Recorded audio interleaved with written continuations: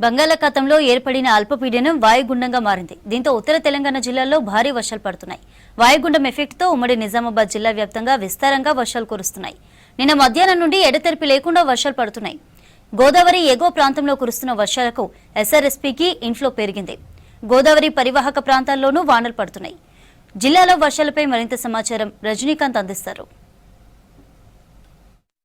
బంగాళాఖాతంలో ఏర్పడిన అల్పపీడనం కాస్త వాయుగుండంగా మారింది. దీంతో ఉత్తర తెలంగాణ జిల్లాలో భారీ వర్షాలు పడుతున్నాయి. ప్రధానంగా నిజామాబాద్, కరీంనగర్, ఆదిలాబాద్, వరంగల్ జిల్లాలో ఒక మోస్తారు నుంచి భారీ వర్షాలు కురుస్తున్నాయి. ప్రధానంగా చాలా చోట్ల కూడా ఒక మోస్తారు నుంచి భారీ వర్షాలు కురుస్తున్నటువంటి నేపథ్యంలో కొంత రైతులు ఉపశమనం పొందారు. దాదాపు 25 రోజుల తర్వాత వర్షాలు పడుతున్నాయి. గత 3 రోజులుగా కూడా నిజామాబాద్ జిల్లా వ్యాప్తంగా వర్షాలు పడుతున్నాయి. అయితే అడపాదడపా పడుతున్నటువంటి వర్షాలు నిన్న ఒక్కసారిగా ముసురుగా మారిపోయింది. ప్రస్తుతం ఉమ్మడి నిజామాబాద్ జిల్లాను ముసురు చుట్టేసిందని చెప్పొచ్చు. ప్రధానంగా నిజామాబాద్ జిల్లాలోని గోదావరి పరివాహక ప్రాంతాలైనటువంటి డొంకేశ్వర్, జీజీ నడుకుడ, తల్వేద, అన్నారం గ్రామాల్లో పెద్ద ఎత్తున వర్షాలు కురుస్తున్నాయి. ప్రధానంగా గోదావరి ఎస్ఆర్ఎస్పీ బ్యాక్ వాటర్ ప్రాంతంలో విస్తారంగా కురుస్తున్నటువంటి వర్షాలకు గోదావరిలో కూడా కొంత ఇన్ఫ్లో వస్తుంది. ఒకవైపు మహారాష్ట్ర ఎగువ ప్రాంతంలో వర్షాలు కురుస్తున్నాయి. దాంతోపాటు గోదావరి పరివాహక ప్రాంతాల్లో కురుస్తున్నటువంటి వర్షాలకు SRSP project, Sriram Sagar project కూడా ఇన్ఫ్లో పెరిగిందనే చెప్పొచ్చు. ప్రధానంగా మొన్నటి వరకు 2000 క్యూసెక్ల ఇన్ఫ్లో ఉన్నటువంటి ప్రాజెక్టులకి ప్రస్తుతం 4800 క్యూసెక్ల ఇన్ఫ్లో వస్తుంది. 1091 అడుగుల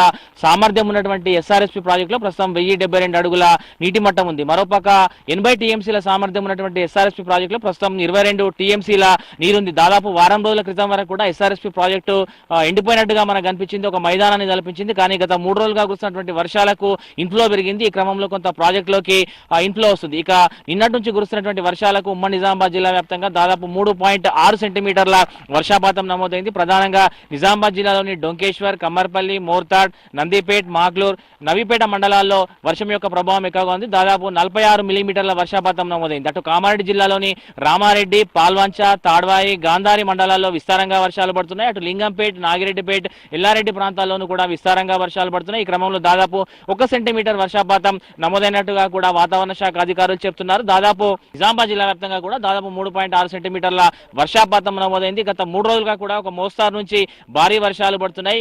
పూర్తిగా వాతావరణం అంతా కూడా మేఘావృతమైంది. పూర్తిగా ముసురు కమ్ముకున్నటువంటి పరిస్థితి ఉంది. నిన్న మధ్యాహ్నం నుంచి ఎడతెరిపి లేకుండా కురుస్తున్నటువంటి వర్షాలకు పంట పొలాల్లోకి భారీగా వరద నీరు వచ్చింది. మొన్నటి వరకు కొంత ముందుగా నాటేసినటువంటి పంటలు కొంత ఎండే క్రమంలో ఉన్నాయి. ఈ క్రమంలో ఒక్కసారిగా కురుస్తున్నటువంటి వర్షాలకు ఒక్కసారిగా పంట పొలాలన్నీ కూడా పచ్చగా మారిపోయినాయి.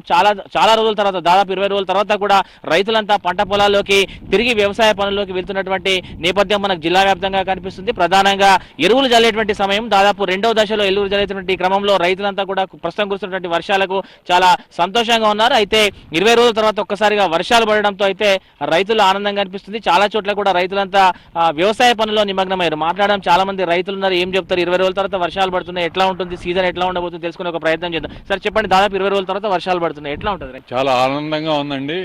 దాదాపు 25 రోజుల తర్వాత వర్షాకాలం స్టార్ట్ అయ్యి 25 రోజులు అయింది. ఇప్పుడు 25 రోజుల కిందటి వరకు కూడా భూగర్భ జలాలు తగ్గిపోయి ఈ పంటలు ఉంటాయా పోతాయా అనే దశలో ఉన్నాము.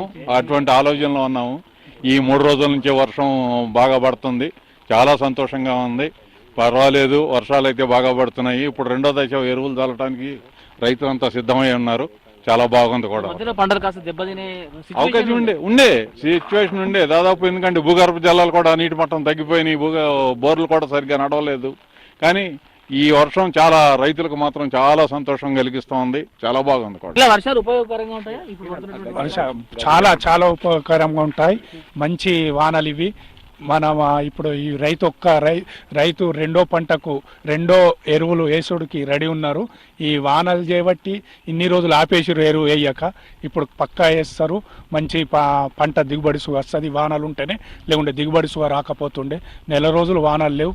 మంచి రైతులైతే పరిశాన్లో వాడు. ఎట్లా సార్ ఈ వర్షాలు? భూగర్భ జలాలు చిన్నకే పడుతుంది, పెద్ద భారీ వర్షం ఏం లేదు. కొంచెం పడుతున్నాయి. కానీ ఎండలు కొట్టి మన గడ్డి పడ్డది పొలాలల్లో. ఇప్పుడు 2వసారి మందు పోసినా పొలము ఇదైపోతున్నది. గడ్డి బాగా పడ్డది.